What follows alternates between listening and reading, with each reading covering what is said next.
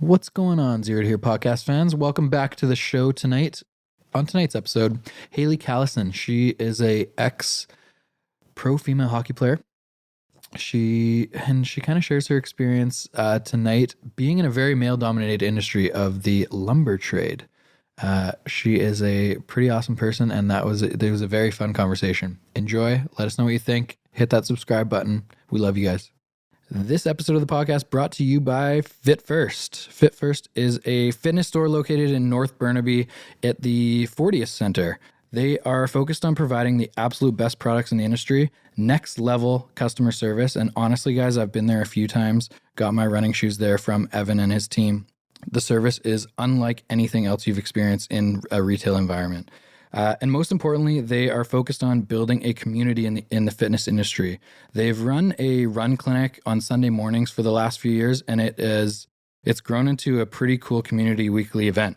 Regardless of what stage of your fitness journey you're in, whether you're training for a marathon, just getting back into shape, or recovering from an injury, there is a group for you in this run clinic. Go say hi to Evan if you're interested. Your first drop-in is free. Just mention the Zero to Here podcast when you meet Evan.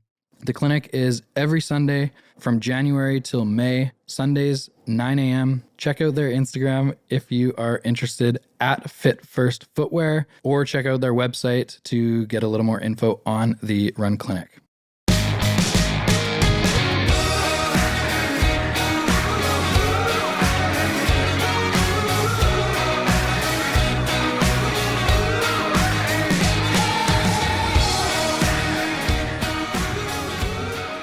I don't even know where to start. That was a lot. That was in the last 15 minutes since you've been here. That was a lot. There's so many things I've already shared. Yeah. That's kind of how I roll. So let's start with, I think we should start with lumber. Yeah, for sure. Because that's a super interesting topic to me and something I was really looking forward to chatting with you about. Yeah. First of all, how do you get into that industry? So the way I got into it, I think a lot of people get into it now in their dad worked there, their grandpa worked there. That's typically the way in for most people. For me, I was in strength and conditioning prior to entering the lumber industry. I was a GM at Twist Conditioning and a strength and conditioning coach with the company, and I was recruited by one of my clients' fathers. So he saw me running a meeting with a bunch of guys, and I think it was like, I think she could handle this industry, and sent me a text that said, yeah, if you're ever looking for a career change and want to make more money, give me a call. I didn't even know what he did or what that meant. And at the time, I was really happy where I was at. And then I was a bit less happy where I was at about a year and a half later. And so I, kind of rekindled that conversation and just said, I don't know if the opportunity still stands, but if it does, I'm interested in finding out a little bit more about it. So I got in touch with them, found out about the industry. There's like a 4-tier interview process with our company. And I got hired on, and they saw something in me. I know that they love hiring athletes. They love hiring, people who are competitive, who know how to work in a team setting. And I got the opportunity. So that's how I entered the industry. Getting into new industry, is it intimidating at all? I'm assuming, I think we've chatted about this quickly before, but like not knowing anything about wood. Mm-hmm. I literally didn't, and this might... Like you explained to me when we met a few months ago, whenever it was, you explained to me that a 2x4 wasn't actually 2x4. Yeah, no. And I'm like, wow, that's amazing. Right? I didn't even know what a 2x4 was in general. Yeah. I mean, if I stopped to think about it, I would have known, but I literally knew nothing entering this industry, but I do think, so the things for me now that I've been there for, it'll be 3 years in May, that I always say I draw comparisons on is that both industries, strength and conditioning and lumber, are people businesses. And I genuinely really like people. So it's all about, everyone I'm calling is buying. It's just a matter of if you want to buy from me or from you. Mm-hmm. So yes, it's sales, but it's customer service. It's how are you going to take care of them? And so that part wasn't intimidating to me, but entering a new industry was intimidating to me in the sense that I had been at my previous company for 14 years. And I'm also with Canucks for Kids Foundation, and I've been with them for 14 years now.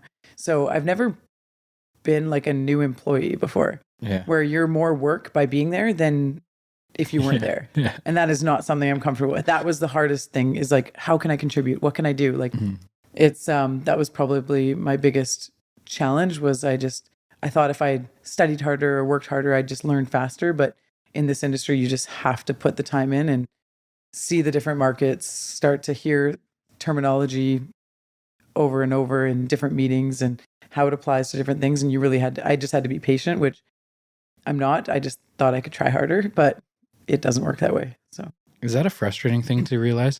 Because coming from a very high level of sports, then like being in the fitness industry for 14 years, and I'm assuming being a very high level there, going back to square one, isn't that like, it kind of fucks with your mind a little bit, doesn't it? Oh, big time. Yeah. Big time. I hate not being good at something or not being a contributor. And like, I literally went to the, like, because in the beginning, they really like, take your time. They don't give you more. Even if you want more, they don't give you more until they feel you're comfortable and ready for more. So like, I would find the traders, all the guys, their favorite breakfast place, and I got it delivered on a weekly basis, because I'm like, what can I do that helps them? Because they're all giving their time to help me learn. But it was a struggle for sure. But I also was at a point in my life where I'm like, I'm excited for something new and something different. I'd been at kind of the peak in my previous industry, that not that I knew everything, but I'd been there long enough that any questions that were asked, I could answer. I knew all the details, I could handle it. So I was excited to be challenged in a different way. And so I expected some of it, but I didn't expect the fact that I was a bit useless in the beginning. So I didn't. That's one of the things now, is like, I don't know everything about real estate. I don't think I'll ever know everything about real estate. But when people ask questions, I know exactly where to go for answers. Totally. Whereas in brand new, 6 years ago, someone would ask me some dumb question about a strata. I'm like, wow, that is a phenomenal question. I literally have no clue. No idea. Yeah. I'm going to Google it tonight. Yeah. I'm going to call 7 people. Hopefully someone can tell me, but like, I have no idea. Totally. And I think I've gotten good at that. Like I'm not afraid to look stupid. If you don't, I feel like, again, maybe I've entered the industry at an older age than a lot of people that they're trying to recruit now. I mean, the industry is like typically all older white men, but they are trying to hire this next generation. And the next generation, though, I think is more like 24, 25. And I entered in at like 32-ish or something. So I already had a previous career established before. So I think I was a little bit different in the sense that I don't know. I've had that experience. So I understood that, there's questions that I don't know. I'm just going to ask. If I have to ask again, that's okay. But make sure I take notes so that you don't have to ask too many questions more than once. Is kind of the general rule with our industry. Any like tips early on from your first year of how to improve quicker than like that average person in your position? Yeah, I think in our industry at least, and maybe probably most industries, I think, is if you're working for a company that's willing to invest in you, take advantage of it. Not in a rude way or a wrong way, but like, I feel like my company was willing, any courses I wanted to take, any education I wanted to be a part of, they would put the offers out there, like, put your hand up. Every chance you can, put your hand up, because they like to see that you're eager and you're interested, but you're going to learn so much faster. And the more, I think too, I believe, again, in an industry where there's a much older generation, people like to help people. And I think if you get, there's a lot of the older men that I'm like, hey, I want to learn from you. Like, you've been in this industry 35 years, like anything that you can teach me. And people like people who want to learn. And so I think just being really open to it and kind of stepping away from your old habits and things like that. But just like, don't be afraid to ask questions. Don't be afraid to give people the opportunity to tell you what they know and how they learned it, and be curious. And that's what I think has helped me in my kind of progression in our world. That's a similar experience to me, in that it seems like the best people in our industry in real estate are so overwhelmingly willing to answer questions and help and meet you for coffee and do all that. Yeah. It seems like the people that are maybe struggling or on the way up feel so competitive with you that they don't want to help. Yeah. Whereas like the people that have been doing it for a while or are really good, they don't care about you. Mhm. Like there's so much business out there. Yeah. It's obviously real estate specific here, but there's so much business that like you getting into the industry Yeah. and selling 10 homes next year is not going to take away from like my business. Yeah. And so that's what I've learned too, is like the good people, the people that are doing things well are excited to help almost. Totally. And it's that. And I think that they've gone through it themselves. Mhm. You know, they had somebody help them when they were struggling or when they were starting out. Exactly.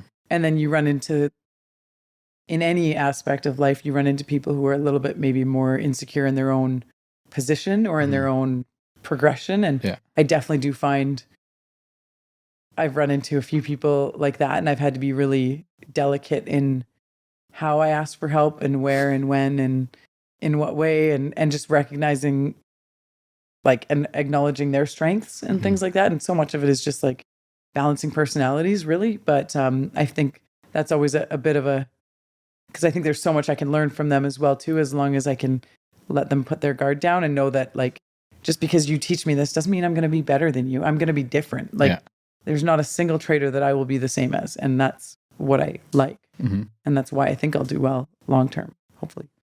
Any weird things you did in the first year to almost, not necessarily that you're embarrassed to admit, but almost are funny to look back on now? Because for me, I'll give you an example and where this question is coming from. For me, in the first probably 12 months, I didn't know the city that well.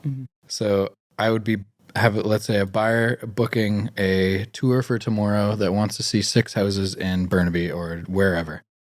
I didn't know where the addresses were, and I didn't want to look like an idiot when I showed up and like had Google Maps. When someone's like, okay, do you know, can I follow you? Be like, yeah, let me just type this into Google like, Maps. Can I follow you? So the night before buyer tours, I would drive around the city and like locate the house and be like, okay, I know exactly where it is. It's that one right there. Where's the perfect? Next one, Google Maps, drive over there, whatever. But I was so embarrassed to like show someone that I didn't know where I was going, kind of thing. Oh, totally. No, I hear you. I think, again, I'm not embarrassed because I've been cool for years, so it's okay. But I think like when our last interview in our company is where you walk the trading floor and you literally just spend the day with the traders.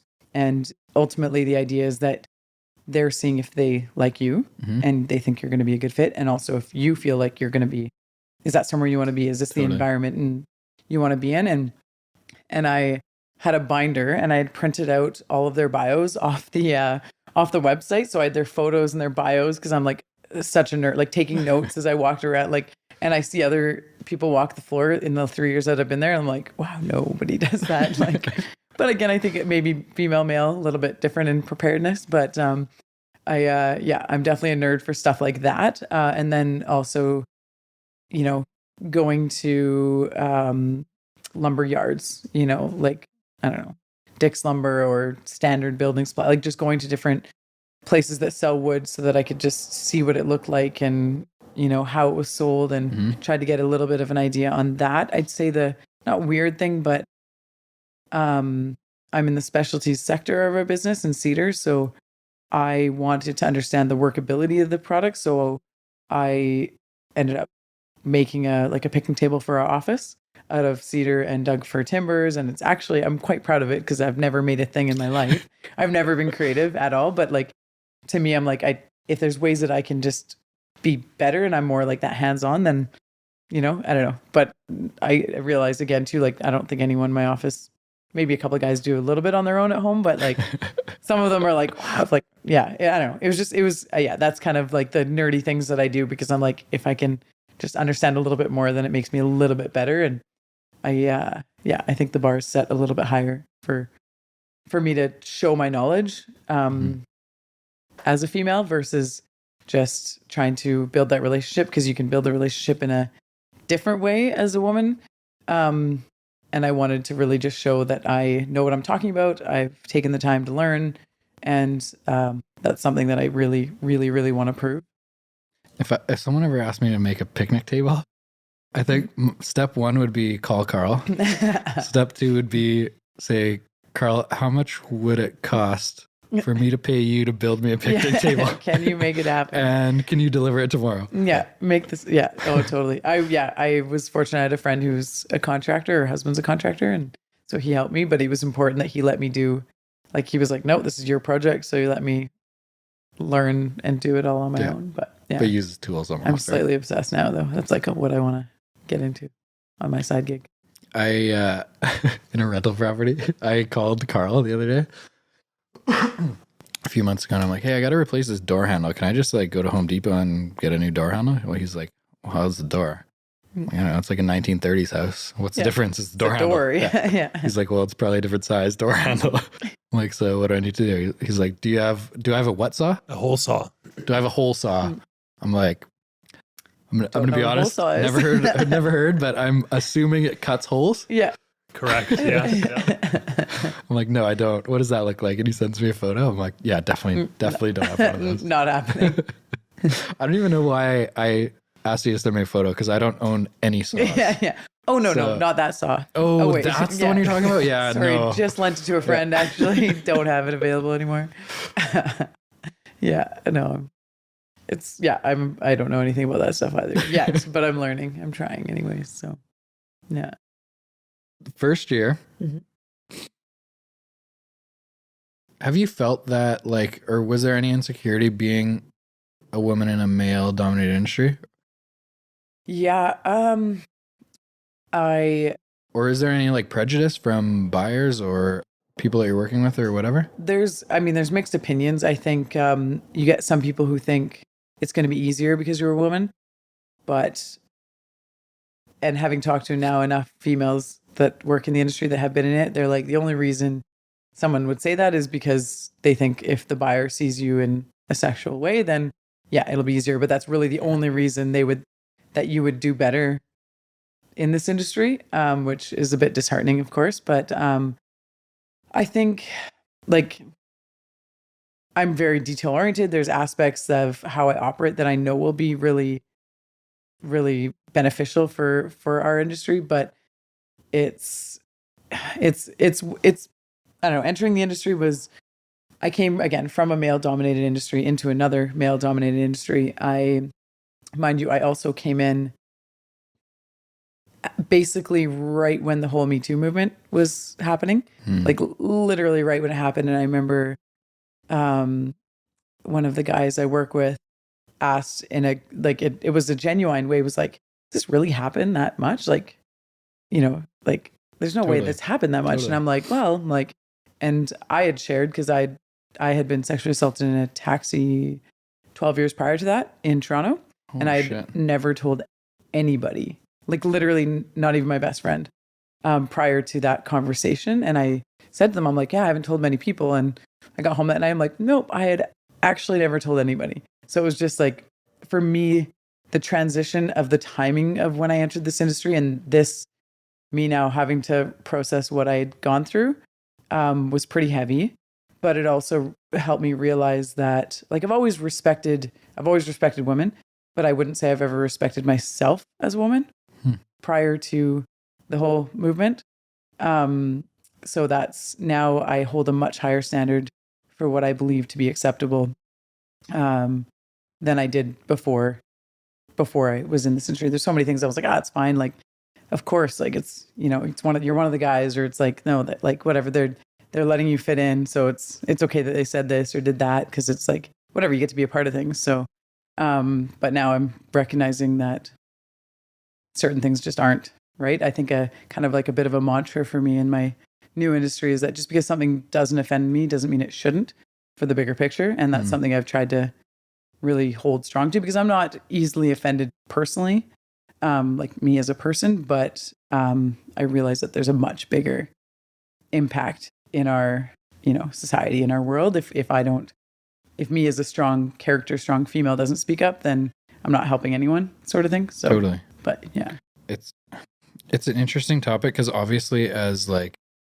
30-year-old white males like me and Carl, we are just completely ignorant to it.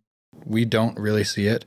I've listened to a few podcasts where they're interviewing, I think one was a comedian or whoever, a few like professional, borderline famous women. Yeah. And one of them explained it super interesting. And for some reason this stuck with me.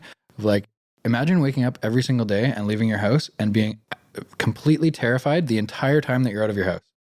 And she's like, obviously this is a bit of an exaggeration, but like she was a comedian. Yeah. So like if I leave a comedy club at 2 a.m. walking to my car, if someone comes up, if a bigger, stronger male comes up to me, I'm helpless. I can't do anything. Literally nothing you can do. Whereas like, this is Joe Rogan. She points to him. She's like, if you leave the comedy club at 2 a.m., no one's going to fuck with you because not a you're chance. like a strong white male.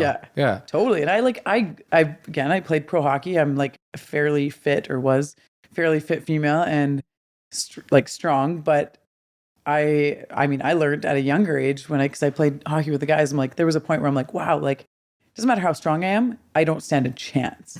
Like, literally don't stand a chance. It's a bit fucked. In our something that I have like a real goal with our industry and our company to try and help shift things, hopefully to make things a little bit better and a little bit more, create an opportunity in a space that allows more women to feel they can come and work in this industry and feel safe. And I was talking to our, I think it was a couple of the high ups in our parent company, and was talking about like going on a road trip. A customer trip. So I go on a customer trip, and I'm like, like I want to make sure I don't stay on the ground floor. And they're like, why does that matter? I'm like, as a single female, like on my own in New Jersey, like I don't feel safe staying on the ground floor. I need to be in a hotel that I'm like, second or third floor, and that the parkade is well lit. Is there a restaurant in the hotel, or do I have to drive?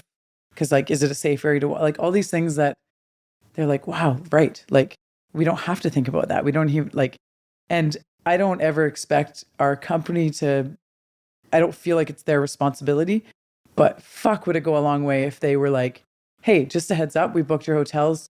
You're on you're on the third floor. We made sure you got a safe, like if they took the time to do that, just how far that would go for someone, I think would be pretty incredible. Like It's just those little details that are like, wow, you actually recognize that this isn't that fun.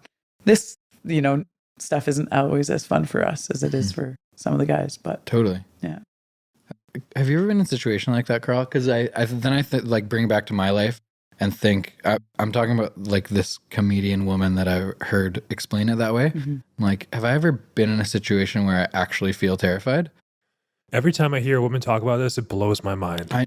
It's so it's unrelatable almost, which is super ignorant to say, but it's just such a different thing. Like I'm 6'8", right? So like honestly, I just walk around. I've never ever thought about. I don't know if you saw Carl stand up, but he's 6'8". It never crosses my mind ever. Yeah.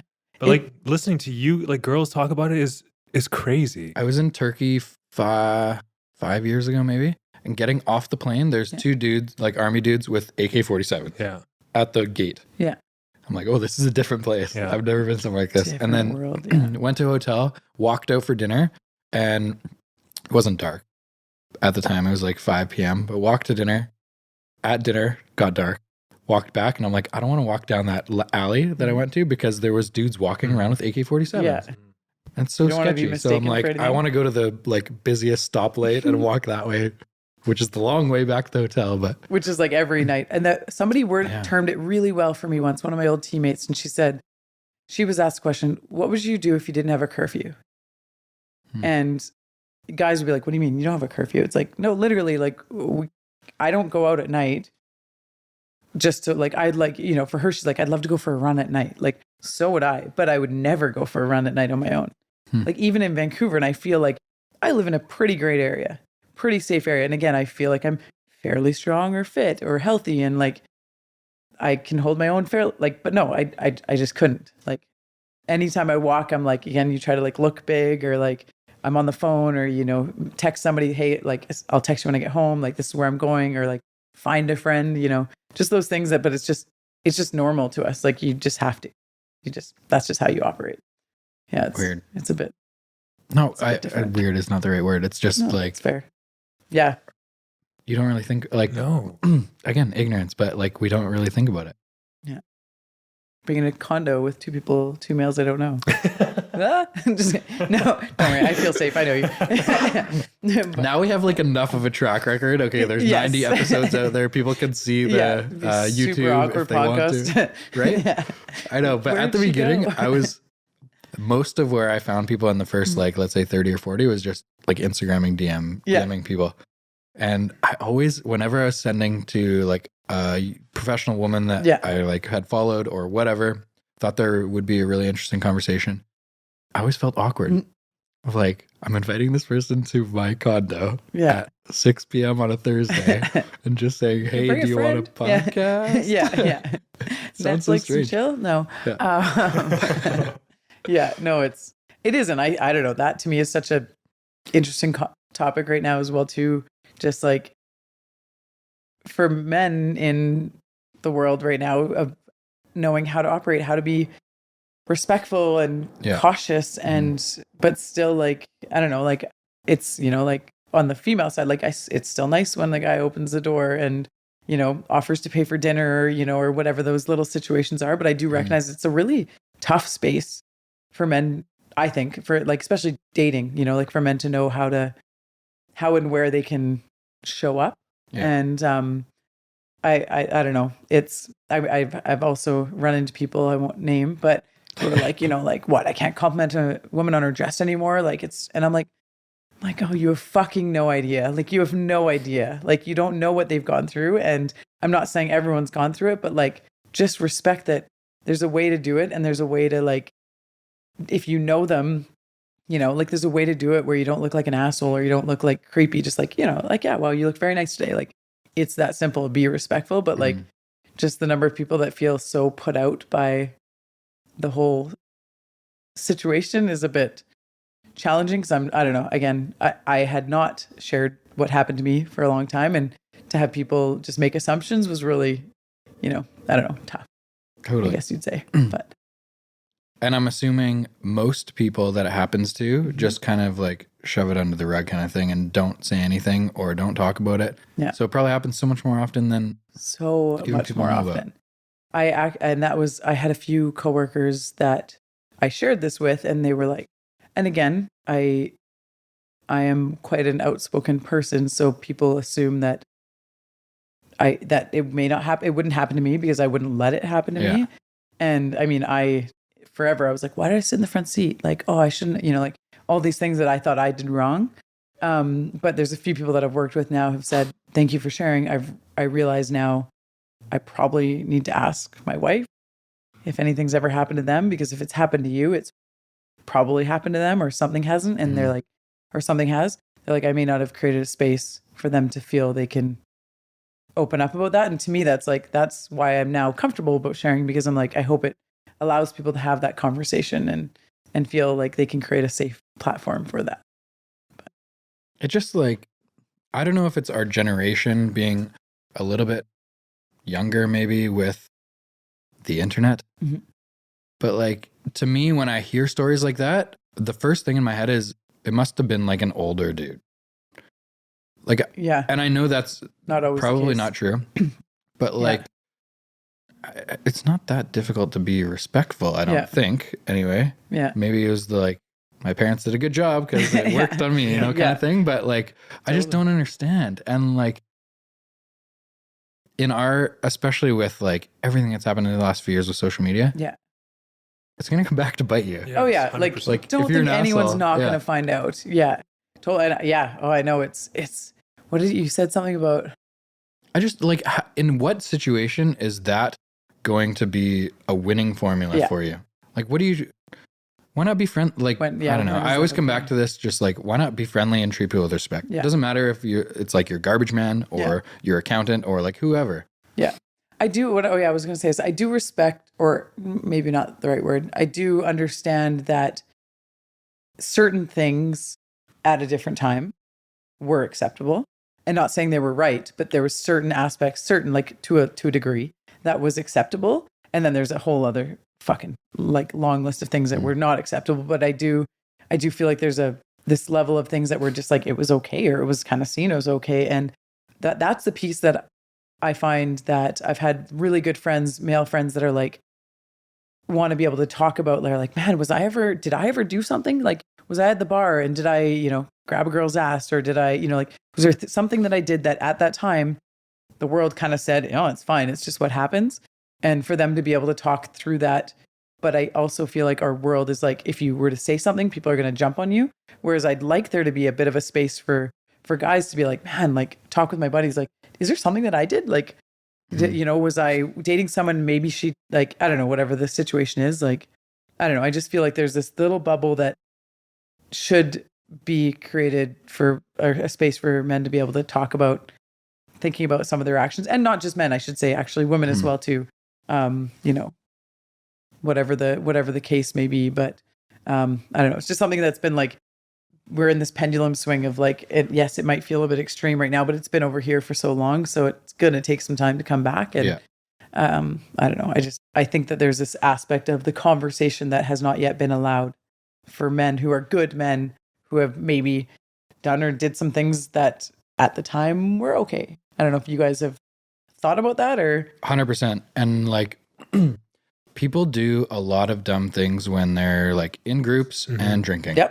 Totally. Right? All the time. All of us. And I think sharing on this podcast. I think dudes just feel super uncomfortable to talk about it because they don't want to be like, that's the guy, kind of thing, or like caught or quote unquote caught.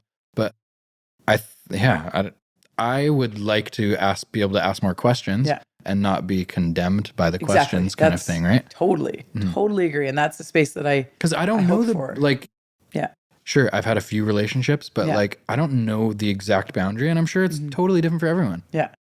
No, it's interesting. I'm not usually one to talk about dating, but I've only recently started dating, and I'm like, I found guys are really like, hey, is it okay if and I'm like, wow, you're like really respectful. And I'm like, oh, are we living in a time now that they feel they have to check on everything? And I'm like, I don't know if that's the world we are in now, or I don't know. It's interesting. I think some people are scared to like do something that offends people. Yeah. Whereas on the other side, I had this conversation with my sister, and she, I think, listens to the podcast. So I'm not gonna be happy about this, but like using a dating app or something like that. And she's very uncomfortable with talking about it, but I ask her every time I see her because I'm the big brother. Yeah. But every time I'm like, how's it going? Did you go on a date? Like, have you gone out for a drink with someone? She's like, honestly, like the dudes are just jackasses. She's like, all they want to do is sleep with you. I'm like, who are these people? Like, I could never imagine texting someone or messaging someone on Tinder and just being like, yo, want to hook up? Yeah. What a jackass. They just hope, like, if I ask enough people, someone's going to say yes. You're going to catch the goal? Somebody like, in the right mood. Oh, I think so. Yeah, for sure. Yeah, it's... Imagine if you were just nice to people. You'd probably get laid a lot more. Yeah, and it's too bad because as a female, you kind of like, oh, is that it? Sort of thing. But I don't know. It is. You definitely run into some characters, I think. But I'm sure, again, it goes probably both ways. I would assume. Maybe. I haven't really used dating apps, so I can't really give a ton of experience from that. I don't know. I'm just like platform playing off of like what other people are telling me, like my little sister, but I'm just learning. So very, very recently. Yeah. Is that the same experience though? Yeah. Yeah. Who the fuck are these people? Yeah. It is. And but again, I'm also someone who believes in people beyond probably what a lot of people in my life think I should, but I will always believe someone's good until they prove otherwise. And I will give people the benefit of the doubt. I will be safe, but I will give people the benefit of the doubt first and foremost. And, but yeah, you do run into some, I think you can figure it out fairly quick on who they are, but whether that's face to face at a bar or online, to me, it's not a lot different. Mm-hmm. I think you can run into great people and you can run into not so great people. Totally. Anywhere. Yeah. Something Gary Vee says that I absolutely love this because it makes so much sense. People always ask him like, is social media ruining the next generation, blah, blah, blah. And his thing is, it's exposing the assholes. Yeah. So he's like, well, someone got caught on video doing something. 40 years ago, they were still doing it. There's people still doing that shit. Yeah. Now it's just caught and you're being exposed. Totally. Yeah. So you're just upset about it because you're, oh, no, I hear you. Because I would assume as like the internet and social media keep progressing that people are going to be scared to do bad shit because it's going to be caught and they're going to be exposed. It gets put on the internet, right? And just follows you for the rest of your life. Totally. How about just don't be an asshole? Pushing people to make better judgments, right? I have a joke podcast going with my friend. Just don't be a piece of shit is the name of our podcast. We haven't officially started it, but we do have a few recordings. So I love That's this. perfect. Where can I listen to this? I'll send you the recordings. It's pretty good. Just examples of people that we get to deal with in our industry on a daily basis. So it's it's quite entertaining. So, or we think we're entertaining anyways, but amazing. Yeah. I like that stuff. I like calling people out. Yeah. It's kind of fun for me. So do I. Yeah. Well, it's a great platform right now. Yeah. Next up. No. Yeah. Have you recorded them? We've only done recordings to each other, not with the actual guests, but we have pretended we know exactly who they are. So we've just basically relived the experiences with each other so that we can process, because nobody else really gets it. Nobody else gets on a daily basis what we go through in this industry as a woman. And so it feels like a joke, but we just have to we have to process it to feel like we're not insane. Totally. Yeah. All I'm thinking of right now is this is going to be this. Yeah. Your idea is going to be the podcast version of the sexual predator MSNBC thing. Totally. Caught. Yeah. Oh my God. It's, You lure them into a room and interview them on the podcast. Yeah. Why are you such a dick? Oh yeah, exactly. No, I don't care how much you're buying from me. I'm not going up to your room. Thanks. It's pretty unbelievable. Yeah. It's funny because it's not that funny, but it's all you can do is laugh because it's so prevalent. It's such a naive thing to even say, I think, but I understand that it happens. Mm-hmm. I just can't really I can't fathom it happening this often. Yeah. To so many different people. Yeah. What is what I don't understand what the purpose is. What's the goal? I know it's hard because I share with some of my best friends that I know that are guys that are asking that same question, and sometimes there's this feeling to justify. And the thing is, I know when say this situation happened, and they're oh, but that wasn't their intention. I'm like, no, I get what you're saying. I'm I could choose to look at it this way, but I'm man, if I had answered this way, I know what would have happened. I don't know.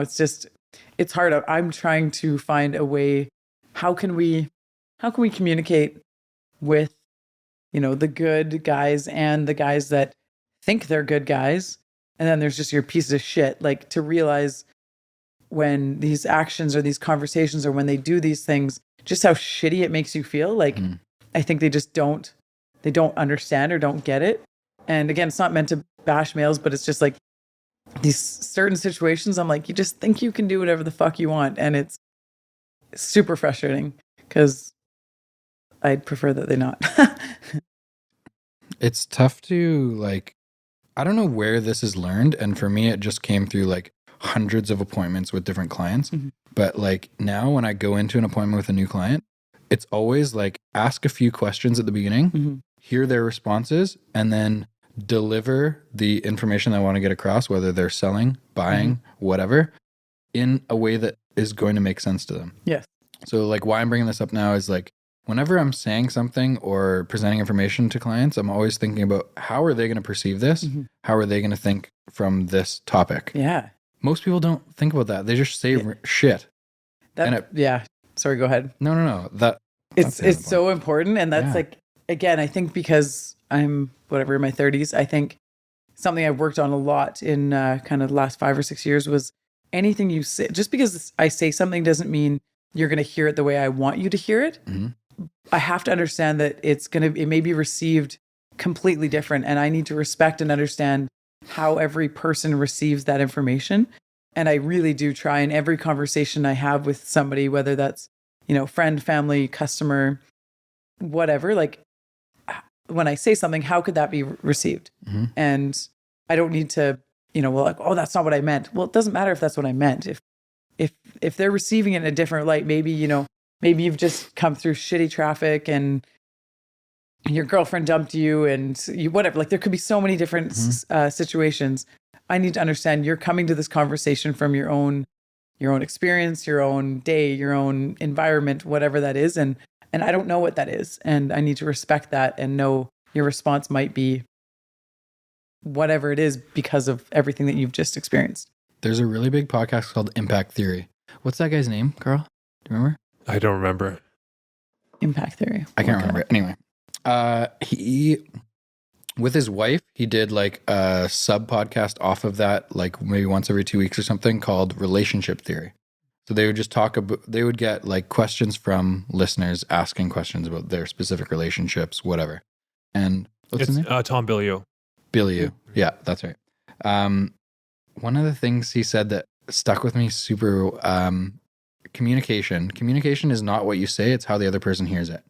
And he's talking about it in a relationship, obviously, but it's the same in business. Any relationship, two humans, it's a relationship. Yeah, exactly. That's really, I like that line. Totally. Hey? Yeah.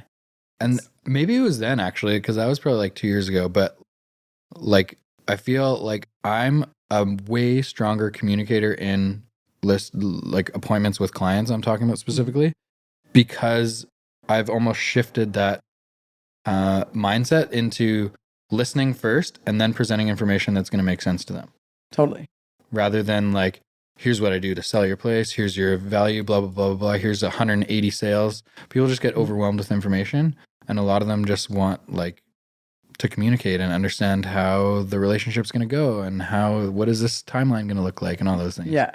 You're like formulating your answer before they finish talking. Yeah. No, it's hard. I'm an extrovert, so I like to talk. I like to talk things out, and it's something I've had to really, really, really work on. Is just like shut my mouth, hear it, and then respond. Yeah. But I would say it's definitely not a natural space for me. I've learned to, in certain situations, just like get up and walk away in a respectful manner, or be like, oh great, I gotta grab food. Let's chat about this after.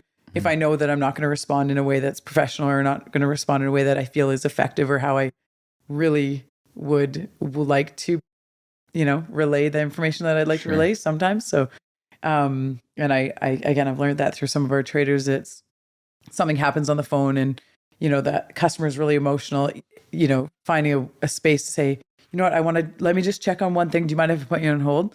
Like, let them calm down. You can calm down, come back to the conversation, or however that is. And it's definitely, helped me process much better than I could have. Yeah.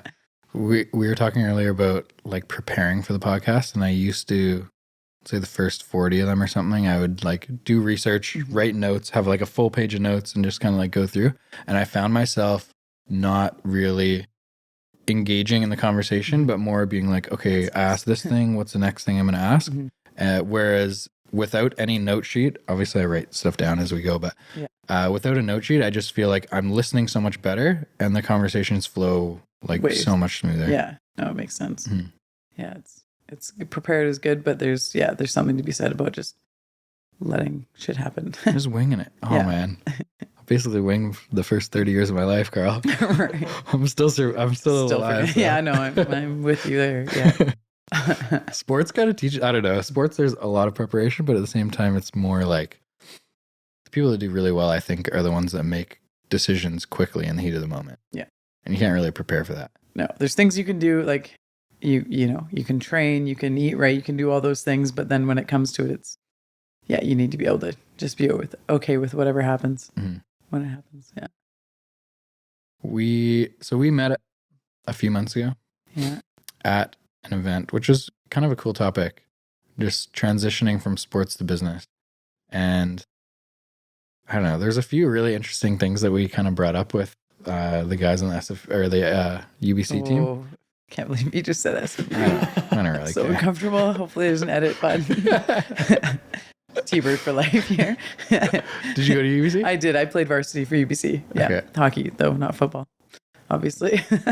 I played basketball at UBC for 1 year, so my allegiance is not as strong. No, and I don't really care. Like, and I'm out. Yeah.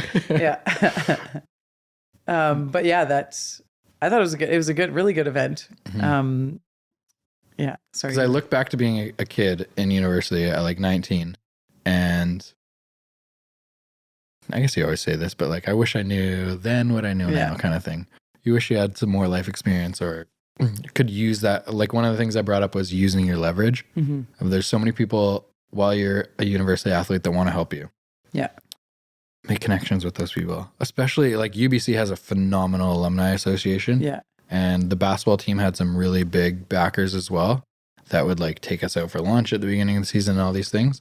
And I was a shy kid and didn't really go to my way to like build those relationships. And I kind of look back and think, but at the same time, it's like a very good learning experience now forward, right? Yes. But you're right. It's like an opportunity that is created for people who don't know how to utilize it. Yeah. At all. No, that's true. It's I think even like professional athletes don't use it. Yeah.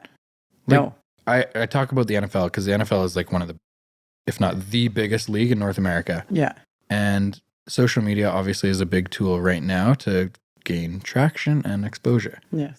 And a lot of guys in the NFL that are only going to be famous for 3 years. Yeah. Max. They're not even using it. Yeah. Like, why not show your personality on social media? People will love you. It might build a connection.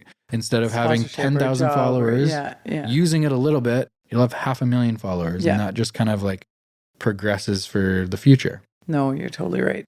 Yeah, it's a bit strange. We, I know I feel the same way, like growing at my time at UBC, we have this old birds group. So it's like older men that really supported our women's hockey program. They fundraised it, like Bob Hindmarch. Like I had that scholarship basically every year, like funded my entire university. But it wasn't until later in life that I really recognized seizing those opportunities. And I remember someone saying like, there's so many situations that people just don't ask. This person's just such a high profile person. Like they're not going to give me the time of day. Like, but probably everyone thinks that. So just ask. Totally. Because they might actually give you the time of day. That happened to me. I was at a concert in Stanley Park, and I was just wanting to get into color commentary at UBC. I did the color commentary for UBC men's and women's hockey for 3 years, I think. Cool. And I was just getting into it. Now, again, I'm a nerd, so I started like studying and stuff. And I ran into somebody at the concert, and they're like, I was oversharing. I was telling them how I'm, going to start this in the fall. And they're like, oh, like we know Jim Robson, who used to be like the Jim Robson broadcast booth at the Canucks. Like he is the guy. They're like, oh, would you ever want to talk to him? I'm like, yeah, absolutely. So while we sat there, he literally grabbed my phone, put his number in there, grabbed my number, sent him a text. And before like the first song even came on, we had a response back, and Jim's like, absolutely, find out when do you want to come and meet? Invited me to his home. I got to go sit with him at his house for like a couple hours. He went through how he used to prepare for every single Canucks game for color commentary. He gave me his book. Like, just because I said, yes, I'd love to meet with you. Thank you. Like, but it would have been so easy to be like, oh, it's Jim Robson. He's got his own broadcast booth at GM Place. Like, I can't ask him that, but why not? Like, I don't know. I'm lucky I was in that mindset, and just, he gave me all the time in the world. He's like, oh, let me know when you're on. I'm going to listen in. I'm like, don't listen in. I'm like, I don't want you to listen in. I'm so new to this, but I don't know. I just think people need to, as often as you can, don't be like, worst case, you say no, and you're sitting in the same seat you were in before you asked. So just ask. And the thing is, Jim probably loved helping you, right? Yeah. He's been doing this his whole life, right? And now, passion. Yeah, someone who's interested in it. Oh, for sure, right? Yeah. That's awesome. Yeah. It was pretty People amazing. like talking about themselves and their experience, yes, right? do. Yeah. Most people do. And so if you're genuinely wanting to learn, like if you're asking him how he prepares for games, whatever, he's probably so pumped that somebody like cares. super cares. Yeah, totally. Yeah, it was pretty. But again, like I feel like I've probably had other opportunities that were amazing that I didn't take up at the time, that I just wasn't mentally in that space. But any young humans, like, take it and just say yes, just ask. But yeah, no, it was pretty wild. What's the prep like for those? Because honestly, I have thought about this quite a few times. I love watching golf and NFL. Yeah. And listening to the stats and like the information that these people have as the game is going on. Oh, this guy makes 19% of his putts from this range. I'm sure they're Googling some of it, but for like, sure. How much prep are you doing before these games? Yeah, I don't know. And how do you know everyone? Like in NFL, it's like, oh, this is the right tackle. No one knows the right tackle's name. Well, no one's going to argue with you when you're on the radio. They're just Yeah, fair enough. I'm like, go ahead, tell me what you think. Oh, no? All right. Yeah. But no. So then what level of information is fabricated? Yes, probably. No one's questioning it. No. I was like, how he explained it to me, he had this like little sheet with like notches along the side of like, you know, the colors of the teams, like actual colors, you know, what the weather was like that day. Then it was like referees, like he had it all like little notches so that he would remember to hit it at some point as he was going through.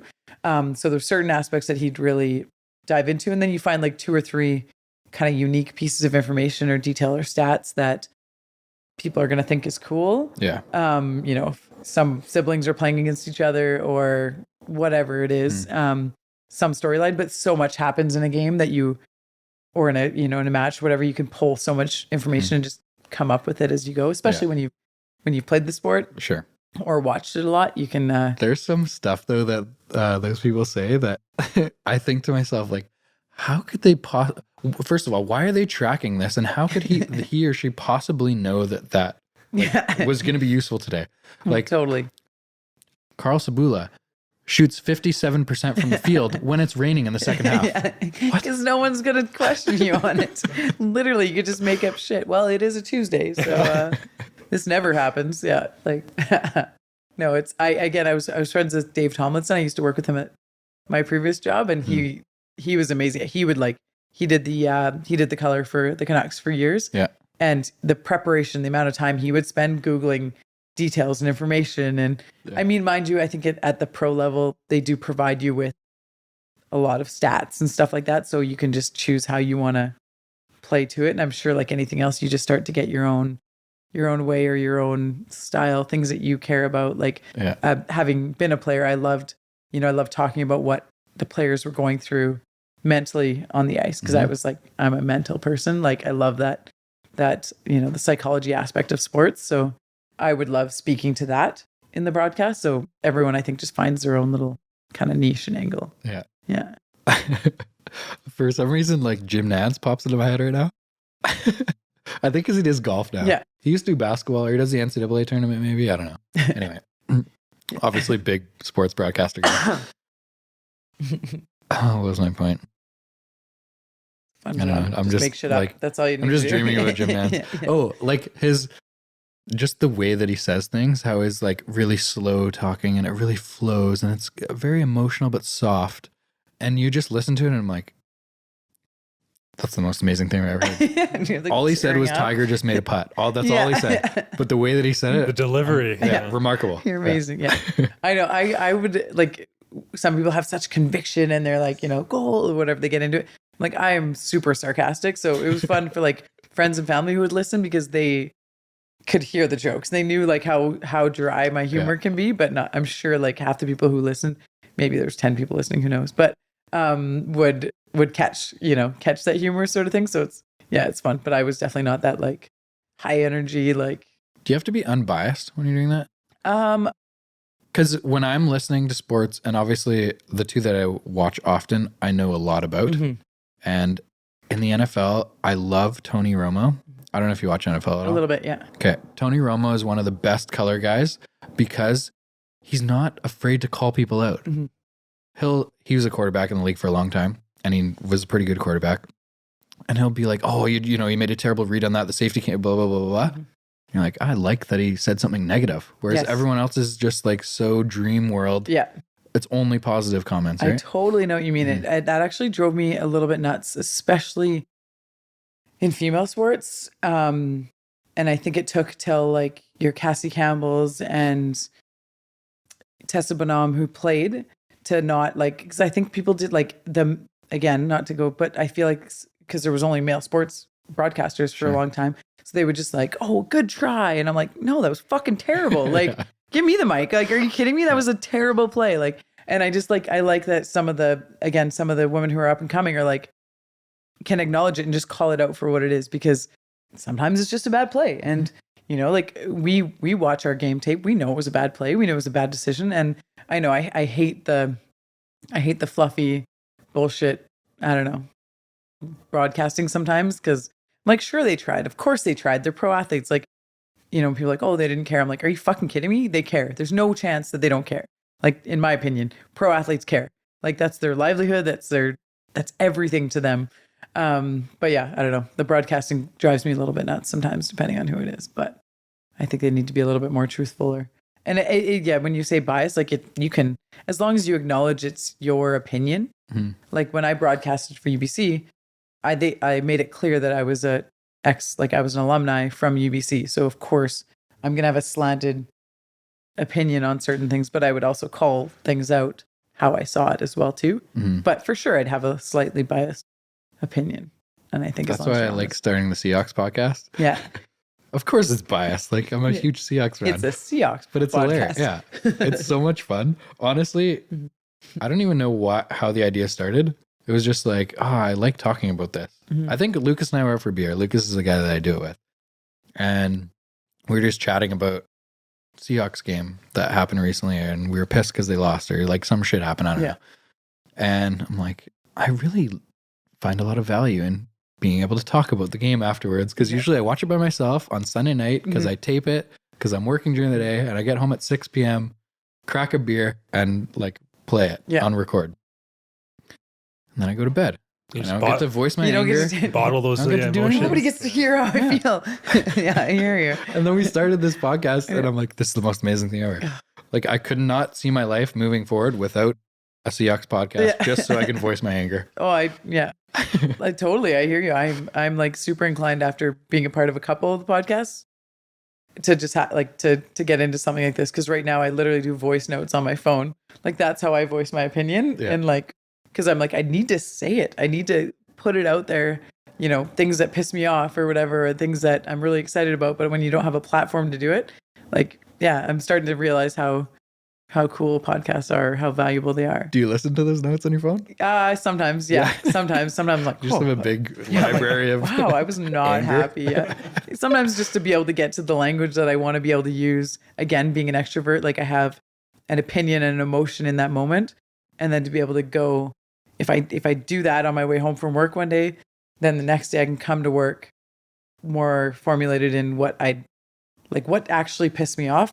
By the end of my little recording, it's like, it actually wasn't the first 4 minutes. It was the last 3 that's actually what I was really upset about. It wasn't the first piece. It was, so it's kind of like, it's kind of like journaling, but I found it really, really effective to capture my emotion and to capture my, where I'm at mentally, because again, you can write, but to me, I found writing the words don't necessarily capture what I'm feeling in that moment as well.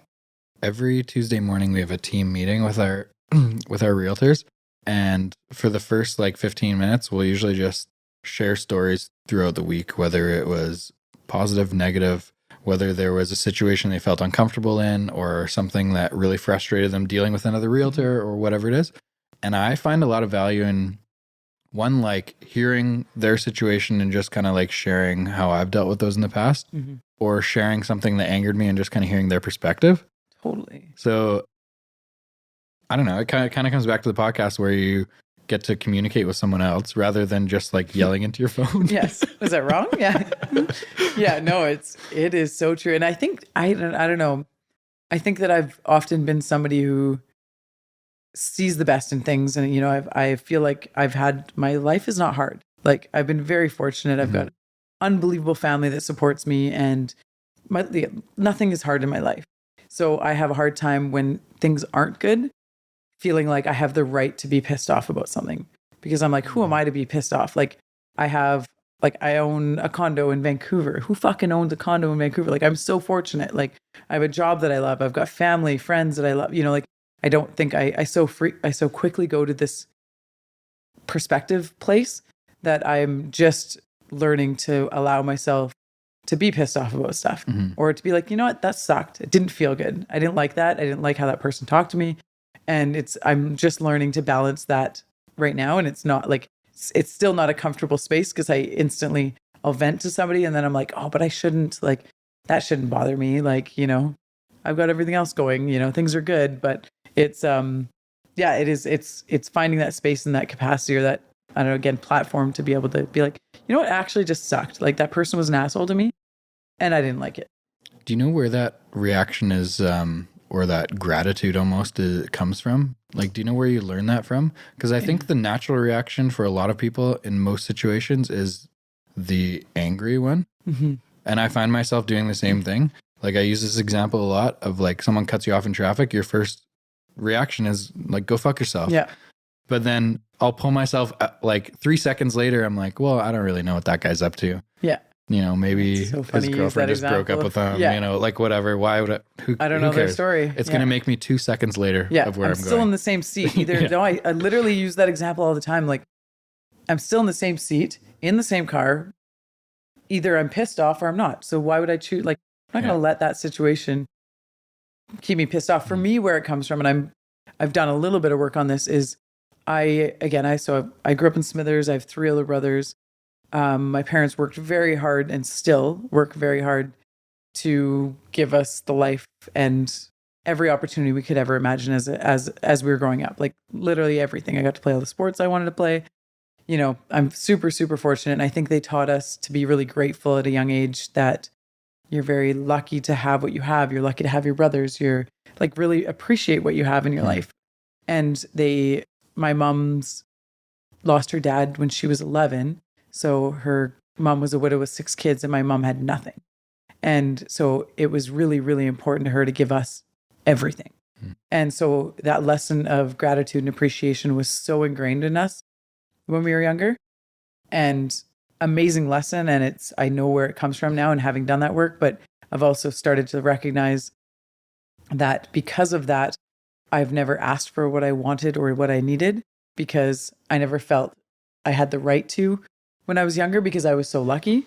Mm-hmm. And so that's something, as a 35-year-old woman now, I'm like, it's okay to ask what you want and you need and what you need. It doesn't make you ungrateful or unappreciative. But man, that took literally probably 33 years to get to that point, to acknowledge where the gratitude came from, and then acknowledge that you're allowed to say, actually, this is what I'd like. And totally. Again, I'm not even great at that yet, but it's when you make it aware and you're conscious to it, it's like you can't turn it off. Mm-hmm. Yeah.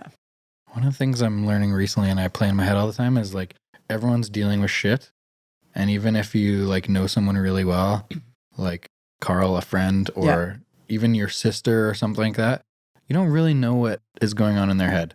So like, a lot of people, it seems like in Greater Vancouver, are like comparing themselves to others. And that's what is big on social media, is like trying to be like, look at me kind of mentality. Whereas, I don't know, I almost try to go the other way and just think that like everyone's dealing with some shit. Like, why would I compare myself to Carl? Sure, on the surface, he looks like he's doing super well and super happy, but like, I have no idea what's going on behind the scenes. Totally. You don't know what people are going through. I'm actually, next time you see me, I'm going to have a tattoo that says love and kindness. LK. So I lost a friend of mine, as you know, recently. And it's something that I feel like you have a choice every day in how you show up to the conversations, to the experiences, to the, you walk by somebody on the street who's homeless, like, choose to be kind, choose to, to give love or whatever that is. But I think people can look amazing on the outside or look put together, and, you don't know what battle they're fighting. And I don't know, it's something I'm very, very aware of. And I think, again, having gone through this experience myself this past month, and like, probably for 3 weeks, I was just a bit of a zombie, like driving. I'm sure I was, I might have not driven as safe as I could have, or like, you're just trying to get through your day. There were situations that I'm like, oh, wow. Like, it just made me realize they don't know what I'm going through right now. I don't know what they're going through right now. And I haven't had a lot of situations myself to put that mirror back on myself, but just, I don't know, to be empathetic and to understand that I would way rather assume I don't know what you're experiencing and to be kind than, oh, they're just being an asshole. They cut me off in traffic. It's like, you fucking have no clue what they're going through. And why not assume that? I don't know. Do you think there's any negative though? Because I think the exact same way. Do you think there's any negative? And I don't know why this is making me laugh, but assuming that someone is going through something, that's why they're being an asshole to me. Yeah. The only negative, I think, I get people who are like, oh, you're naive. And I'm like, I'm not fucking naive. Like, I'm fully aware that I'm choosing to see this situation this way. I'm not a fucking idiot. Of course, I know they probably just cut me off in traffic, but I'm choosing that they have somewhere really important to be. You know, they've had a tough day. Like, I'm making that choice so that it doesn't upset me. So I don't have to sit in my car pissed off that someone just cut me off for the next 15 minutes. Yeah. Like, no, I'm not fucking naive. Of course they just cut me off, but like, I'm not going to choose to let them, let them own that negative space for me, because I'm still in the same seat in the same car, driving to the same place. So it's kind of like the same as worrying about what someone thinks of you. Someone says, "Oh, I don't like her hair," or whatever. Yeah, it's almost the same thing. Yeah. Specifically to you. Clearly, this is for you. Yeah. Speaking of insecurities, anyhow, go ahead. But like, either you choose to say, "Oh shit, yeah, that fucking sucks. I'm going to dwell on this for a long time." Or what are other people saying about my hair, or whatever, or just being like, I don't really care what they think about my hair. I think this looks nice. Yeah. It's the same. Yeah. I can let that guy piss me off for 15 minutes because he cut me off, or I can just be like, oh, he must be going through some shit. Yeah. I'm just going to carry on. One of the greatest lessons I learned at my previous job, and I wonder if you'd even remember, but my old coworker, Dean, because I just remember like worrying about stuff, or, and you're like, someone's talking, you're like, are they talking about me? Like, you like people that worry about that stuff all the time. And he said to me, he's like, do you really think you're that important that everyone's talking about you? Yeah. And I was like, well, no. I was like, oh, okay. Like, it just like, and he knew to say that to me so that like, it was framed perfectly for me. Cause I'm like, no, I don't. So you're right. I'm not going to assume that if there's an issue or there's a problem, someone's going to come talk to me. But it really helped me to not make that assumption. But I think had he not framed it that way, I probably wouldn't have let it land as strongly as it did. Because now, like, again, at work, I see like two guys go into a meeting and I'm like, fuck, and I'm like, oh, no, I'm not that important. I'm like, yeah. And again, I recognize the self-deprecation. Deprecation. Yeah, I just want to make sure I use the right word on that. Self-deprecation in that comment, but it does just help to not worry about shit that you can't worry about, because it's, I don't know, it's an odd comment to make maybe, but like that one statement that he gave me has really, really helped me to not worry about people as much.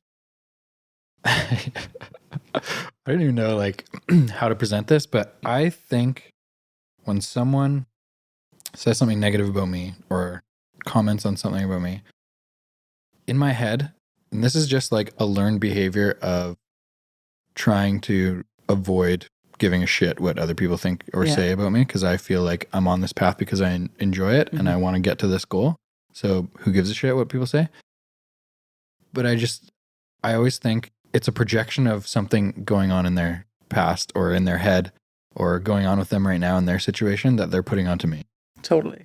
And again, I don't know if that's like a super ignorant or arrogant thing to say, but for whatever reason, it works for me to just not give a shit about the comments. No, I think that's usually the case. When somebody gets so upset about something or they make some statement, you're like, wow. Like, if you really step back more often than not, I think it is, it's usually their own shit that they're dealing with, or their own insecurity or their own challenge that they're dealing with. So no, I think that's, again, maybe I'm in the same boat as you though, but I don't know if that's like an athletics thing that like, I don't know, going into a basketball game, it was what I played in university. Going into a game, in my head in warm up, I'm always thinking like I'm the best player on the court. And then I knew I wasn't at times, but like that was just like a thing I said in my head in warm up. Yeah.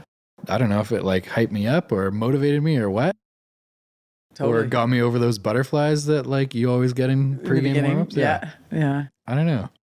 Yeah, I would just try and intimidate the other players as much. I'd like skate over the red line, center line, like hit somebody, just bump them a little bit, or like grab their puck. Like I was just a bit of an asshole. I'm a nice human in real life, but when it comes to sports, it's just like it's just this opportunity to like be this other person. And I'm like, am I really that person? And I don't get the opportunity in real life to be that person, or, who knows? But in basketball, I was a skinny white kid. Yeah. A short, skinny white kid.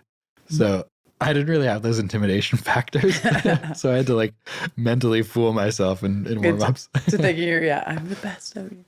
Yeah. Oh, so fun though. It's fun that you can be like different people when you're. Sport is so weird, hey? Yeah, it is. Do you ever look back at sport and think it Obviously there's a lot of positives that I've taken away from it.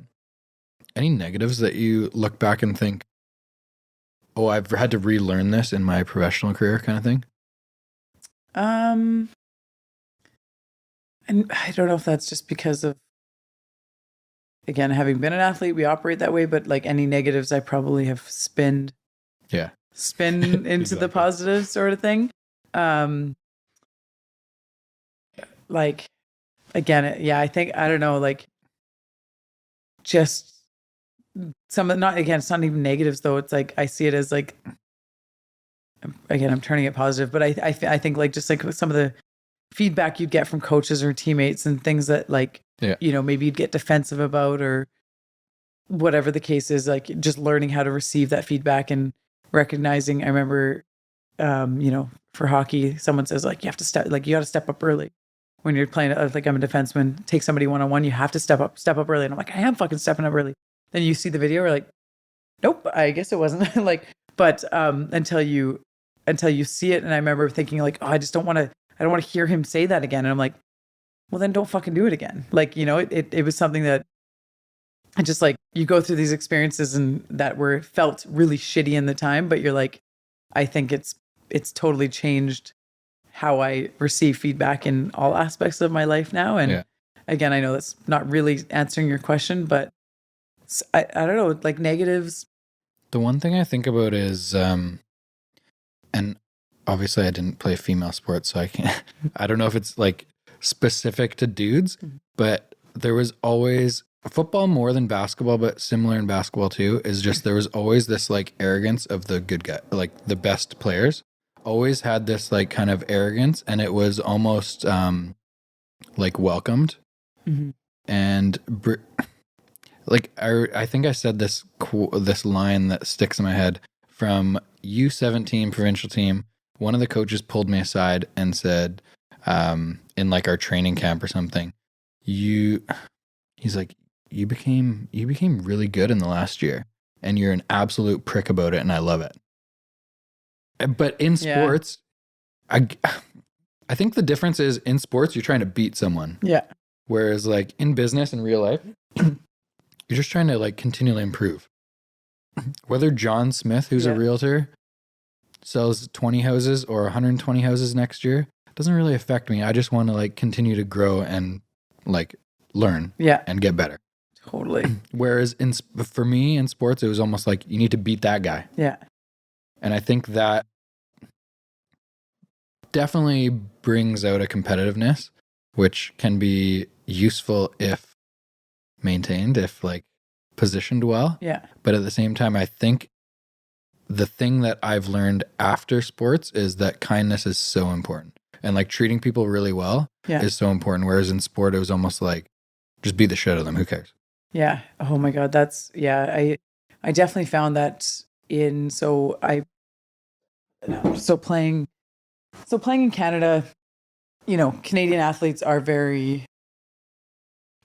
Canadians in general polite, you know, supportive, I think for the most part. Playing in Germany and Kazakhstan, it was like, if you are a good player, you have the right to treat everyone else like shit. And that comes with the territory.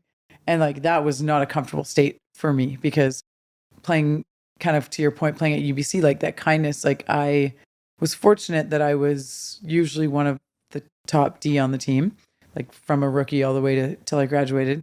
But to me, it was equally as important to show acknowledgement, appreciate the fourth liners, appreciate those girls that showed up to practice every single day and made me a better player, made our team a better player, that wouldn't step on the ice. They wouldn't get a fucking second in a game. And yet I'm getting, you know, 30 plus minutes a night. And I don't know if I would assume it's probably how I was raised, is just like appreciate and acknowledge those that have helped you and those that are around you. Cause I would always, you know, try to, hopefully, in my recollection, you know, take the time to appreciate those people that weren't getting those opportunities, and acknowledging, again, looking through their perspective, like we talked about earlier. And I think that's carried with me into my own career, is like, you don't know what they're going through. Like, how hard is that to practice for, you know, there's girls that one of my really good friends, she was the third goalie or backup goalie, played like not many games in her entire 5 years at UBC. And just like, she jokes about it now and stuff, but man, like what she meant to our team and what she means to our group of friends is unbelievable. Like she would show up, especially when you're thinking about a goalie, like you can't have a practice without a goalie. Yeah. Like there's no two ways about it. If you don't have them in there, it's like practice sucks. Shooter-tooters suck, but like, I don't know, just like that kindness of like, appreciate the opportunities you're getting every second of the way, and then acknowledge those around you that may not be getting that opportunity, and hopefully support them, within their own little world of what they're going through, and acknowledge that, or just say, I can understand. Like, I get that's probably really fucking hard. Like, I'm sorry you didn't get a shift. Like, it didn't make sense. We were losing 5-0, which we lost a lot at UBC when I played there. And some of those games, it didn't make sense. I'm like, we're losing. We're not going to win this game. Why wouldn't you put another player out? Why wouldn't you let them get their opportunity? But yeah, I don't know. I feel like I learned a lot of kindness, or learned to express that kindness in sport because, again, definitely because of the way I was raised by my parents. So even like looking back for me, I played quarterback in high school football. And I think back, and this is like 10 years later, thinking back and being like, I wish I would have like done something special for the O-line. Mm-hmm. I wish I would have like taken them out for dinner or something before the season or after the season, whatever, just saying thank you for like helping me not break my leg. Yeah. And so obviously I wish I could have done that better, but like moving forward, acknowledge the support that you get around you, whether it's an assistant, whether it's like whatever it is. Yeah. Like make sure people understand how important they are to your success or your goals or whatever. Totally. And if you get, I don't know, I did this one year. I bought 52 cards, I think it was, and I did like a year of gratitude, and I wrote a card to somebody each week. And this would literally be like an old teammate of mine. And it could be something that they have no idea that they did. Totally. Like no idea. Literally the subway lady in North Van who, whenever I came in, she knew my breakfast order, but I'm like, you made me feel special. Yeah. And I appreciate that. Thank you for remembering my name and my order. And like, I really do, like, you made a difference in my day. And she was like literally in tears reading the card. And I'm like, but take that time to appreciate people because, and even if it is 20 years later, like there's so many things I think we can all think back on that we're like, wow, that one comment somebody said to me that fucking lasted. Like I still to this day, it has impacted how I move forward. But have you ever told that person, hey, that comment you said to me? And like, it's pretty wild to get to see people's responses when you take, and sometimes they have no idea what you're talking about. Or sometimes they're like, yeah, and I totally remember that conversation. Totally. I didn't think you would, or I didn't even think you remembered who I was, or whatever the case is. But anyhow, highly recommend that. That exercise was so, and I mean, you can't not be like, again, nerdy here, but can't be not full of gratitude when you're like, every week you're writing a card to somebody that you're constantly thinking about, who am I grateful for? Like, it's kind of a cool space to sit in. You know who would get my first card? Who? Carl. Yes. What are you grateful for? He allows me to do this. Yeah. I've had like probably a dozen or more people ask me how to start a podcast. Yeah. And I say, I literally have no idea. You got to talk to Carl. Yeah. Give him a call. They're like, what do you mean? I'm like, all I do is show up and talk. I don't know. Like some sort of magic happens behind the scenes and then it's everywhere. You can listen. You to it can on help me your start a phone. podcast, what you're saying? Of course. Yeah. Yeah. Don't be a piece of shit. That's the name of the podcast. Can you look that up, see if it's taken? Anybody want to be my first guest? No? I've already got a list. So yeah, that's fun. This is like a good networking tool for Carl. Carl, how many people have you met or chatted with about like wanting to start a podcast? A lot. Lots of people are interested in podcasts. Yeah. Lots. Yeah. It's good. I just started my 4th one, so. That's awesome. Yeah. And 5th is just around the corner. Yeah, there we go. Yeah. Yeah, that's awesome. Okay, you mentioned something earlier with your brother, and I want to ask a few questions about it. Ask any questions you could ever want to. Maybe just give us a quick summary, and then there's a bunch of questions. Like even just the procedure, like I have no clue, so I'm super curious. I literally will answer anything. So I donated my eggs so my brother and his husband can have their own child. And my nephew, Oliver, is 5 years old. He's turning 6 at the end of March. So cool. And his dads are just amazing fathers, and I knew they would be. And when they got married, in lieu of gifts, they had a baby fund.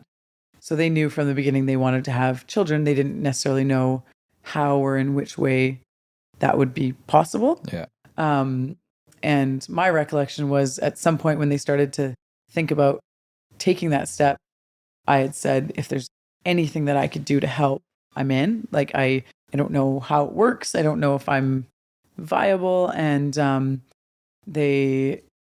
ended up going through like a bunch of tests to see if I was even possible. And I mean, there was a bit of fear around, like, there was a chance that I'd find out that I couldn't have kids by going through this process. But again, my perspective was, I'd rather know that now than in 5 years' time, so finding out any information is good. So I went through a bunch of like medical tests to make sure I was able to. I had to do egg donor counseling to make sure that I mentally understood what it was that I was going to go through. That's interesting. I wouldn't expect that to be part of the process. Yeah, big time. Because being a woman who hasn't had kids, they want to make sure that you understand what you're giving up. And my perspective was it's genetics in a form that I could donate that my brother couldn't, but it's just genetics. I don't feel like, I still have people to this day that are like, how's your like nephew? Like, you're good. It's my nephew. He's my nephew. So I still people like who aren't as, they're like, they still think it's like, well, it's kind of like your son, right? Or like, I'm like, no, like, love him to death, but he's my nephew truly. But then you have people who, I may have said this earlier, but people who could carry, but not donate because they feel like if they donate, that's their child. And I was the opposite. I feel like I could donate because it's my genetics, but I couldn't carry because I want to have kids, and I would have a hard time carrying and giving up a child.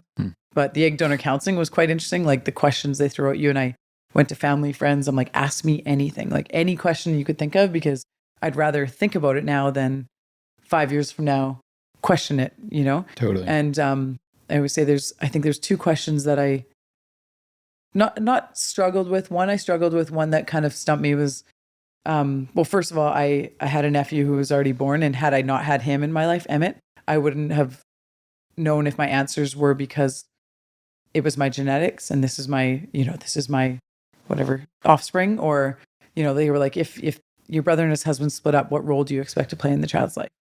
And I could go, Emmett, like, if my other brother and his wife split up, I'd want to be in this child's life forever. It's my nephew. Totally. So I could answer that very honestly. And I think had I not had Emmett, I don't know that I could have done this with such conviction and where I was at. But the one question was that they asked that stumped me a little bit was, if there's something genetically wrong with the child, how are you going to handle that? And that was a bit hard, but I also know how close I am with my brother.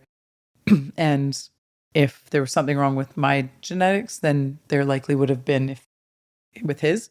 So I could accept. I knew that could have been a bit hard, but I felt like we could get through it because we're really a close family. But those were really the only questions that even came close to.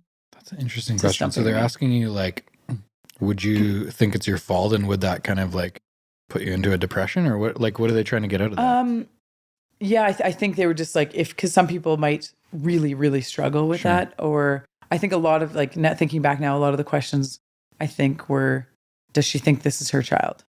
Like, they were, I think, leading questions into that, like, yeah, if they split up a role, like, well, it's my child. Of course, like, I'm keeping it, like, I don't know because I wasn't in that mindset, and I'm still not in that mindset. But I think that was kind of like, they just wanted to make sure that I mentally could handle all of the situation that was to come.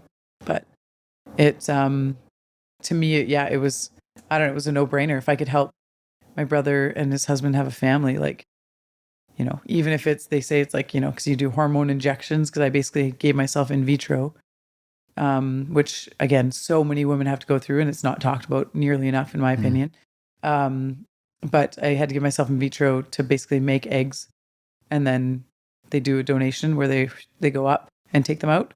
And I think I made like 29 eggs when usually you make one. I don't know if that's too much information, but what? Yeah, you usually make one every month. One of my questions was how many? Yeah. Because this has made me really naive, and I'm very uneducated, but I have no I wouldn't clue. have known otherwise. Yeah. 29 at one time? So I made, I think, either 21 or 29, but I'm pretty sure it was 29. And literally my ovaries were basically touching. They were so big. And I'm not joking. You usually make one every month. Yeah. And, but these drugs, I get apparently super fertile. Not putting that in my dating profile. No. But yeah, so my ovaries were basically almost touching, and they went up and they took them out, and they ended up with, there's like X amount that are of quality.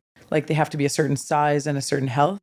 And then they put them with my brother's husband's sperm and made embryos. So we ended up with 9 successful embryos. And they put 2 into the surrogate, and it took the first time. Wow. And we got Oliver. So we're super. That's super rare, isn't it? Yeah, super lucky. Even having 9 successful is a large number. 9, it's a really big number, 9 successful. And the funny thing, like the question I always get, like, oh, how'd you choose whose sperm to use? I'm like, I'm going to give you a minute here. I'm not joking. Like friends of mine that are doctors, I'm like, oh, we flipped a coin. They're like, that makes sense. I'm like, no, I'm from Smithers, but no, like that is not what happened. Yeah, I literally got that question all the time. But, and then a surrogate. So a client of mine at Twist. Just for the record, that was not one of my questions. No, it wasn't. Yeah. I think you had it written down. Yeah. No, one of my clients at Twist was the surrogate. So she carried Oliver and tweeted the whole way through as I think it was, she had a Twitter handle, which I'll have to find, but it was awesome. She had this big shirt that said, "It's not mine." People would be like, "Oh, it's funny." She's like, "No, really, it's mine." Like, definitely not mine. But yeah, so we're really lucky at all. Like Oliver's super healthy, happy. And I don't know. I always say I feel grateful because we live in a time that it's medically possible to do what they did or what we did. But that we live in a time that my brother and his husband can be who they are, be loved and supported. And like, there's literally so many people that love this little guy. It's unbelievable. And we're just really, I don't know, fortunate that it's all possible. So, yeah. What is the process like of finding someone to carry then? So I think there's like services, there's, like, I think you could literally Google surrogates online. I believe in Canada, you can't pay a surrogate, but you can take care of costs in their life, like living costs and things like that. You can't straight up write a check for like carrying my baby. Yeah. But you can cover other costs. But like, what about something like lost wages? Yeah. If they're off work, so that's an aspect I think that is considered. That would be cost. Yeah. Okay. And there's like a lawyer involved and stuff. And even though it was family, I believe we had some legal document drawn up. But my brother had said, like, if you decide this isn't something you want to do, up until we put the embryos in, like, you have the right to back out. And they were so supportive and so real. And so, like, in my opinion, I was like, there's no way. And I knew I wanted to do this. I knew I felt grateful that I had the opportunity to make an impact for them. But there's definitely some legal documentation on the surrogate side too. I think in the States you can straight up pay somebody to do it, but in Canada, not. They had somebody else that was close, and I believe that she wasn't necessarily as healthy. Not that the health of her matters to the health of the baby, but the health of her matters to the health of her and her pregnancy. Mm-hmm. So it was important to them that she was taking care of herself, and that, she was set up to be as successful for her own health as possible, so that the pregnancy would go nice and smooth. But we couldn't have found a better person. Like, Tara's unbelievable and so rad. And I knew she'd be a part of our life forever. Like, because I knew Tara and I knew my brother, I know our family, and that would be the case. And so she's like, yeah, she comes over for dinner and stuff, and she's still a part of what we do. And Oliver, like Aiden and Jason said, that they're always going to be honest with Oliver. Like, if he asks questions, they'll tell him, because at some point he's got 2 dads. So, he's going to know that something happened. And, so it is interesting as time goes on. Definitely a few more questions come up, but also we live again more in a time that a lot of people have 2 dads or 2 moms, totally, or 1 dad or 1 mom, or, a grandma, like whatever the case is. So, some of the things that we worry about as adults, kids don't even think twice about. Yeah. So that was one of the things, is like, when and how do you tell them? Yeah. Do you talk to them about it? Again, from my understanding, they're just honest with them all the way through. If there's a question like, your Auntie Haleigh helped you get here, and Auntie Tara helped you grow. So I think it's just that ongoing conversation. I do find it interesting because they bottle fed, obviously, like formula, and she pumped from the beginning. So his like every child usually, no, maybe it's too much information, but usually know what like breasts are and why they're like what they are, and there's a purpose to them. But he never, there was no purpose for him.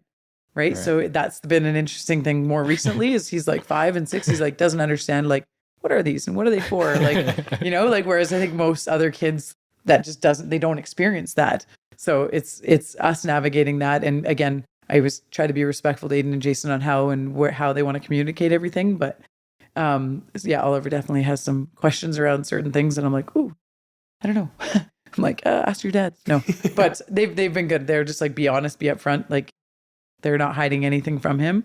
And yeah, I don't know. We're really lucky. They've got a pretty rad family. So totally. Yeah. Man, there's so many things that just like, again, it's like the white male thing. Mm-hmm. It's like there's so many things that you don't think about that because your life doesn't experience it. Yeah. Like even one, I'd like to have a kid. Yeah. How is that possible? If you're gay and you're with another dude, how do we even start this process? Yeah. Is this ever going to happen for us? Totally. Whereas like a lot of people just have sex and there you go. Figure it out. Yeah, totally. So like even just understanding like the trials and even just the like stress that it could put on their relationship is something that, a lot of straight people just never have to even encounter, right? Yeah. And financial stress, like totally. Again. Oh yeah, totally. I don't know what it costs, but I know that there's obviously a cost associated with it. And yeah, there's you're right. There's a lot of stress. Even so they moved to New York for a year. My brother's husband is a partner with KPMG. Cool. And I understand when they were moving to New York that it wasn't seen as legal to be gay and married. Oh, married. Oh, so then all of a sudden they're not interesting. legally married and that's not their child.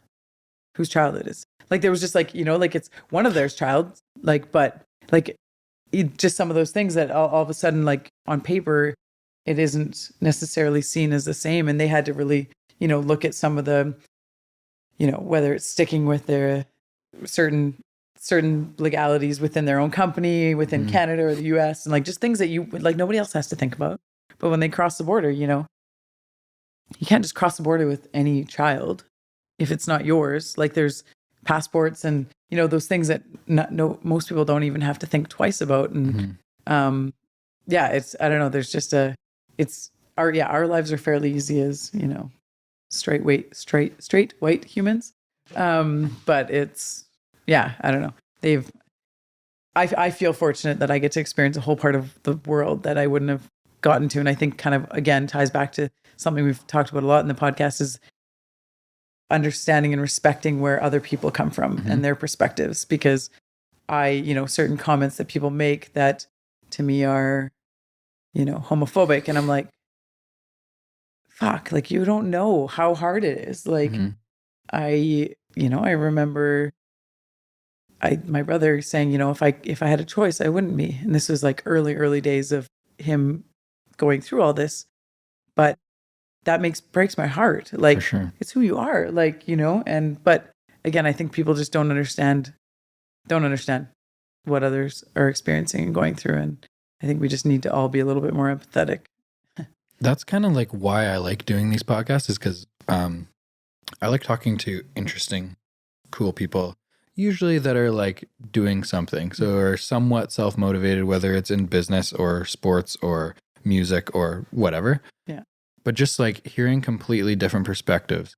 So I met a client recently that is gay. He lives with his husband and he was talking about moving. So we went over their place and we're talking about like what they're looking for, areas, etc. And he made a comment saying like, look, we moved into this neighborhood where we live now, not really knowing, and it was a bit scary of like how accepting people were going to be. And again, it's 2020. Like I have gay friends, like I literally don't care if you like Yeah. are Indian or Asian or Yeah. what, like doesn't matter. Are you a nice person? Yeah. Are you kind of people? Yeah, Amazing. I want to be your exactly. friend. It's that simple. Right? Yeah. But again, it's just like another perspective that someone else is going through something that they have to think about what neighborhood they're buying into in terms of how accepting people in that neighborhood are going to be. It's And so true. It's wild.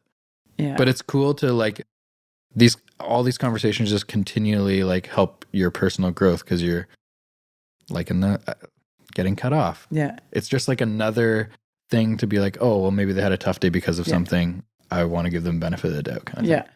So, and what you were saying again almost ties back to what we were talking about earlier, you know, women at night.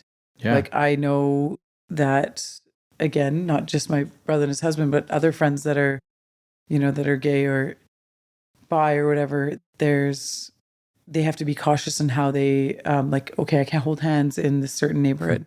Or like if I'm out at night, they'll, you know, like and I'm like, you just like, I don't know, like also not feeling safe in certain situations. And to me, that's just so like, there's things that I think often we can take for granted that it's like, it's, you know, whatever, kissing your partner in public, like that's not something that they can just do. Yeah. Even still in 2020, you know, like I think they can just still do it, but like, I haven't been there when it hasn't been received well, or when, you know, like I don't know what they're feeling when they're in a certain area or situation.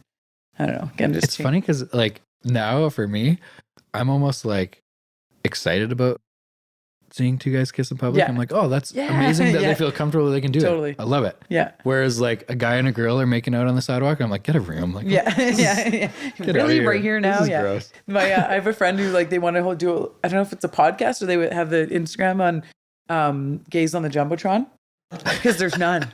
Right? Like there's how That's often is there like a camera that puts two men together or two women together? And I understand that they're guessing maybe in certain situations, but I feel like even like we could be at a game together and they'd be guessing, you know? I'd kiss Carl on the cheek. 100%. Yeah, let's do it. But those, just it's just something I heard recently. I'm like, that's true. You never see in those kiss cams, you never see them put two men or two women. Unless it's like a specific night. And the Canucks did a Pride night last season, and they got ridiculed by their fans. What? They got so much bad. That sucks. I was so fucking angry because I'm like, are you kidding? Like, I know the hockey world has so far to go when it comes to that, but I was pretty upset that like fans were upset about the fact that they did like a Pride night. And I'm like, it's disappointing like to hear that stuff. I obviously didn't know that, but from my perspective, it seems like it's getting a lot more accepting throughout BC. Yeah. I don't know about other parts of the world, but it seems like it's a lot more accepting. And then hearing stuff like that, it just kind of makes it seem like, oh shit. Yeah. I think it definitely is. I think it is getting better and it is getting more accepted. But I do think you still run into people like, well, as long as it's not in my house, like it's not where not the games that I'm going to, like, you know, like it can happen there in any way. Yeah. And I'm like, cares? It's two people who love each other. Exactly. That's all that matters. Yeah. My friend loves his dog. Like, yeah, good for him. Yeah, exactly. Great. I love beer. Yeah. Right. We're good. I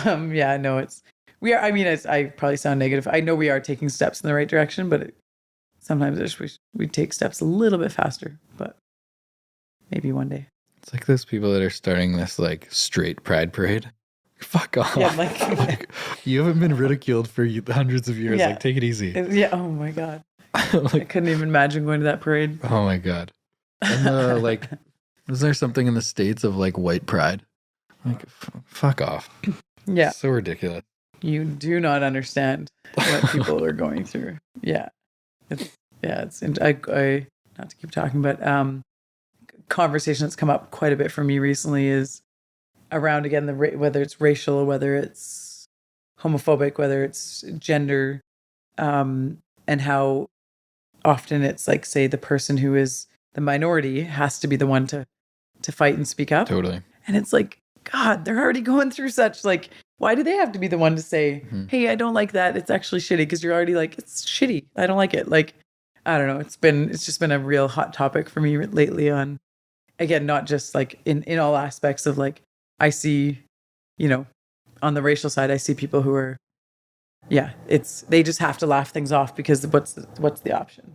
Like they don't want to be that person who's like, actually, I really don't appreciate that. And they shouldn't have to be.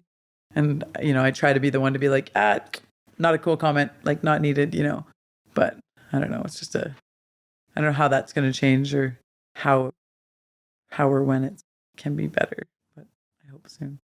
It seems like from my perspective, and again, very short lifespan so far, but like when I was a kid, it seemed like it was very close-minded. Mm-hmm. And in the last few years, it seems like the majority of people I talk to and associate with are just like completely open-minded. Yeah. So it's like, from my perspective, it seems like it's gotten a lot better, whether it's racial or sexual or whatever. Yeah. It just seems like there's been a lot of progress. Yeah. But again, I understand that my sample is pretty small. It's fair. I think as a whole, we are getting way better for sure. I think there's certain industries that could use a little help. Yeah, totally. We'll get there. Right. Like the old boys club in lumber or what? Oh, maybe. Yeah. Baby steps. Yeah. It's lots to change, but it's fun. It is fun. It's fun. I fun in the sense that I think it's an opportunity to make a difference, and that's fun if you can see the change. And Born, what is the podcast called? Don't be a piece of shit. Don't be a piece of shit podcast. This is the change we've been looking for. Shit. Yeah, this is it. Please follow us at www. Carl's actually just reserved the. Oh, perfect. Can you? The URL on I'm dead serious. I will. Yeah. Don't be a piece of shit.com. I can't wait to play you some of the recordings because it's so funny. Anyhow. Thanks for coming out. Yeah, thanks for having me. I appreciate it. I'll have to do it again. Yes, definitely. What?